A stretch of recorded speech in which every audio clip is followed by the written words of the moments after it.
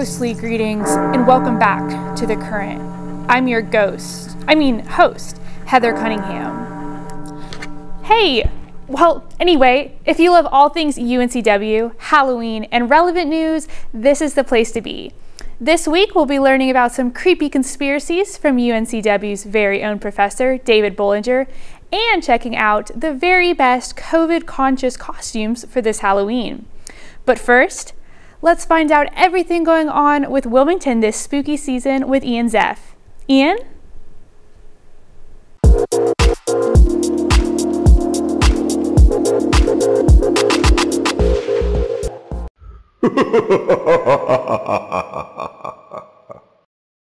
Hey guys, I'm Ian and I'm here to give you your weekly wave of information here on The Current. We've got some Halloween activities for you. First up, we have the Haunted Ghost Walk and Haunted Pub Crawl right here in downtown. We've got some local Halloween themed shops here in Wilmington such as Halloween and More, as well as the Black Cat Shop. You can get Halloween themed donuts at your local donut shops. We've got some haunted mazes coming close to Wilmington. Galloway Farm in Hallsboro is having their annual maze craze. If you're in a haunted mood and you want to be moving around, there's a haunted Halloween ghost trolley. There's a spooky place in Nakina, NC, putting on a scary attraction called Panic Attack. The Battleship North Carolina is presenting their Halloween ghost hunt, so be sure to check that out. Trunk or Treat, where local businesses and community organizers will be handing out candy from their decorated vehicles at Municipal Park in Leland. Trick or Treat Under the Sea is happening at Fort Fisher Aquarium. Waterline Brewery is having a Yappy Hour Halloween extravaganza where $1 from each beer will be donated to the NHC Humane Society. Now that's our list of Halloween themed events going on around here in Wilmington. I'm Ian and thanks for joining me on my weekly wave of information this week on Everything in 2. Now let me scare you guys over to Sarah with our interview on conspiracies.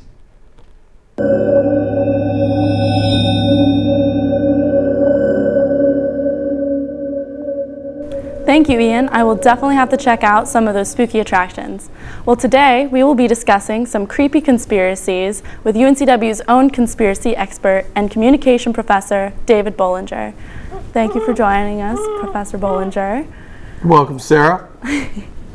So there are many conspiracies out there. Some are newer, some are old and just keep gathering information and followers to them and all that. But I wanted to start about talking about the Montauk Project and Camp Hero, mind control, and all of those. Yeah, and the thing about some conspiracies, before I get into that, let me tell you what a working definition of a conspiracy theory is, and I've tweaked it a little bit. But generally speaking, in order to have a conspiracy happen, there are a couple of things that have to happen first. And the first thing is there's an event. There's something that happens. It's usually bad, okay? That event has real consequences. It affects people in a, generally, I would say, more often than not, a negative way. Okay, so you have the event. Then after the event occurs, the second thing that happens is you have authority figures, whoever they may be, however they may work, whatever they are, get in front of the event, you know, afterwards, and try to explain what happened, right? And then at that point, then they say, okay, here's your explanation. That's why it happened. That's what happened. That's when it happened. So now everybody just move on with your life. Okay. The problem with the second part is that there are holes in the explanation, and flags are raised. Now that's not a bad thing. That's a normal thing. And so because those flags are raised, the authority figures don't go back and say, okay, that's a good point. We need to look at that issue. They just say, just be quiet, go away. We're the authority figures. And then you start germinating this conspiracy theory. Now, well, there are two more elements to this now because of the internet. And the fourth part is that because of the internet, and the fifth part too, it propagates. And it propagates very quickly. So there's that. So that's kind of my working definition of a conspiracy theory. Back in the 1980s, there were a lot of rumors about it, and then not until 1992 when Preston B. Nelson came out with this whole book about it and his experiments and how he was a part of it all. That's when it started really getting traction and attention. And even to this day, a lot of those events it seems like they inspired a lot of the events on Stranger Things. So that's why it seems the story is very familiar to people. Right, and Stranger Things, actually, if you go back, because the original, and I forget the guy who wrote the original book. Came out in 1978, and it's I think titled MK Ultra. And the cool thing about Stranger Things is, and all those experiments they were doing, they really were trying that. And there was a film with George Clooney called The Men Who Stare at Goats, and there was a kind of a humorous extension of them trying to use visualized powers and stuff like that. But Stranger Things is based on the what are the brothers' names? The two guys that wrote Stranger Things. Something brothers. Okay. They're from Durham, which is where I'm from, and they're Russo brothers. Is that right? Russo brothers? I'm sorry. I don't know. Right. Someone did Russo brothers. But that's okay. But they're from Durham, where I'm from, and they grew up in the same neighborhood that I did. So all the roads that they name in that show are real roads in the neighborhood where we used to ride our bikes around. Oh, that's crazy. In this case, in the 70s, not in the 80s, and that kind of thing. But there's and then at Duke University at that time, they would take members of my 6th grade class to Duke University, and there was the parapsychology lab at Duke. That was an extension of, I'm guessing, because no one ever told me, because I was in 6th grade, of the MK Ultra program. And so myself and like 10 other kids over the course of a school year would, a couple of times a month would go to Duke, and they would wire us up and pretty close to home. Yeah, these experiments. Yeah, so it might explain a few things that might be wrong with me. I don't know. So anyway, what? Speaking on like secret U.S. things, I want to talk about aliens and UFOs as well, because everyone's heard of an alien. A lot of people have claimed to see UFOs, and and it's probably one of the oldest and known conspiracy theories, or everyone has heard of an alien. Well, I will stop you for 1 second. Conspiracies have been around ever since human beings have been around. I mean, it's just part of our need to try to explain things that we can't explain. And again, the big change lately has been the internet. And technologies and stuff. But go ahead. Because you can create. There's a lot of fake stuff too about UFO sightings. People are photoshopping and everything. So that's another big thing with the internet. Have you ever seen one?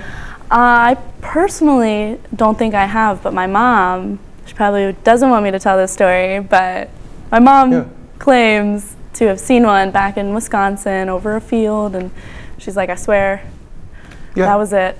And you'll never forget when you see one, especially if you see it up close. I've seen one, and it was January 21st, 2017, and it was as the sun had just started to set, and I was taking the back way from Wilmington back to where I live, which is outside of Burgaw, out in Pender County. I live out in the countryside, and I had a moonroof in my car at the time, and I was coming back from a play that I had just wrapped, and so and I looked out and I saw the triangle, and it was one of the triangle shapes with a light in each corner and a light in the middle, and it rotated very slowly down, and then it kind of paralleled me as I was going down this road, and it was by my estimation about 100 feet on each side, and it was quiet and didn't make a sound. It was just smooth, and I just slowed down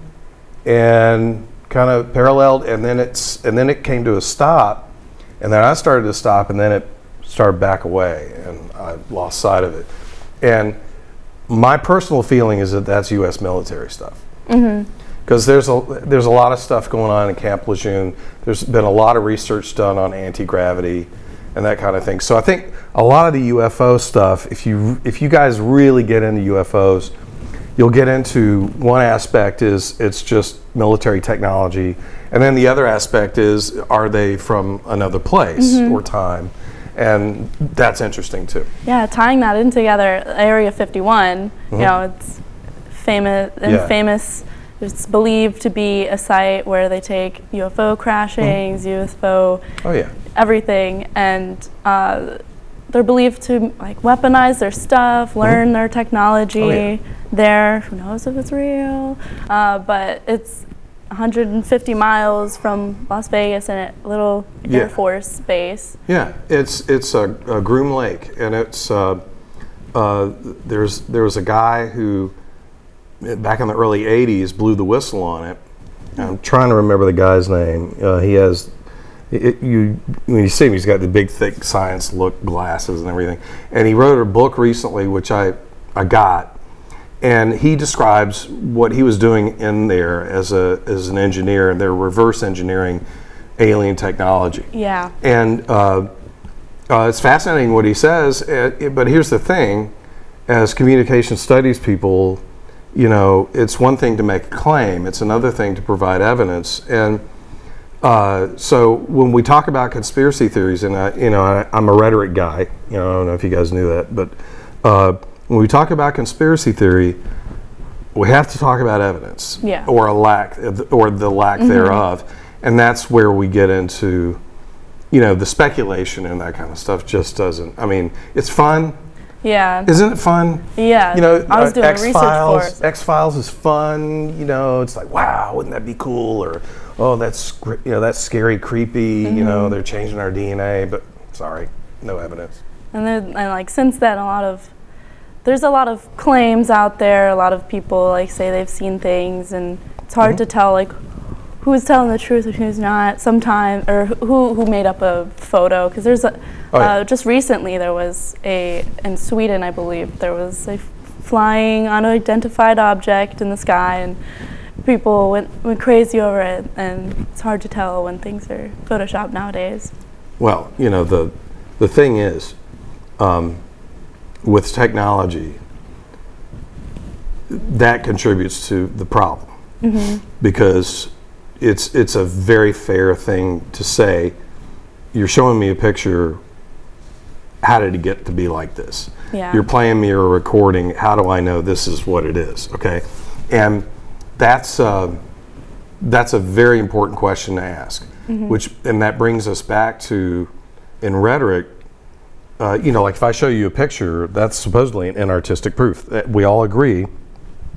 Here's a picture of Sarah. Okay, that's Sarah. No one's going to go, how do we know that's Sarah, right? And that's an inartistic proof.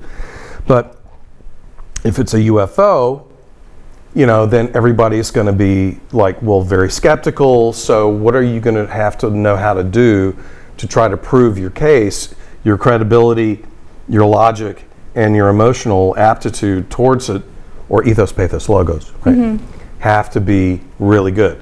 And the example I use in my rhetoric class is, I'm having a cookout at my house, and everybody's there, we're all chilling and grilling, right? And UFO lands in well, there's a big field right next to my house. UFO comes down, little dudes come out, you know, they're like egg-shaped with little feet, you know, and they kind of wobble, Weebles, you know, Weebles, I don't know if you remember the Weeble toys. And they communicate telepathically, and they're like, greetings, we noticed your festivities and we want to partake, you know. And I'm like, I'm the host, so I'm going to say, well, yeah, what's your name? And I'm Gleep, and this is Glorp, you know. And they come in, and they hang out, and they have a couple of beers, they eat hamburgers, they don't have mouths, so they take the hamburger and they smush it in the top of their head, and it gets absorbed that way, and so forth. And what's the first thing that we all do? Take a photo. Everybody's got their photo cameras going, and they're taking videos of the UFO, right? Okay. Now, then the dudes get on their spaceship and they leave. Okay. And then what do we do as soon as, now there are 30 of us there, 35 of us there. And then we have all this stuff and we put it on our social media, right? Then what's the reaction? from your friends? Like, it's very sent out everywhere. It blows up pretty much. Yeah, but what do people say?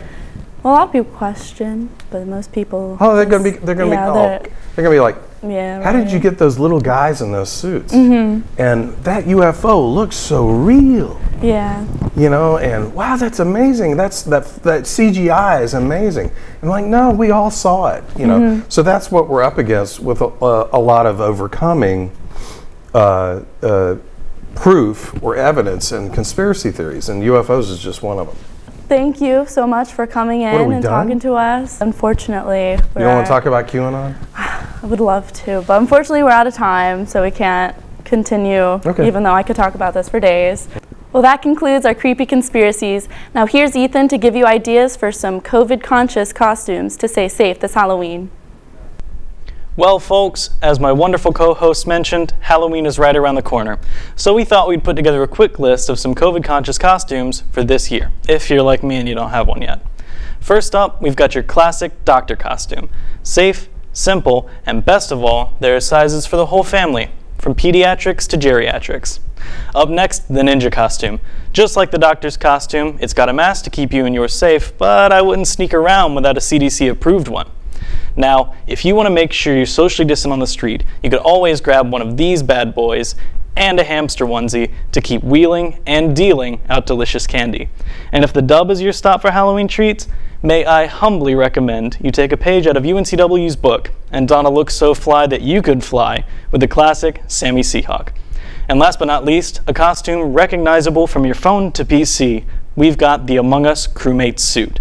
Customizable, colorful, and ready for action, this suit will be sure to turn heads. Just make sure to check your candy before you chow down. There's imposters out there. Stay stylish, Wilmington. Back to you, Heather. Thanks, Ethan, and thank you all for watching. Have a fun and safe Halloween, UNCW, and we'll see you next time on The Current.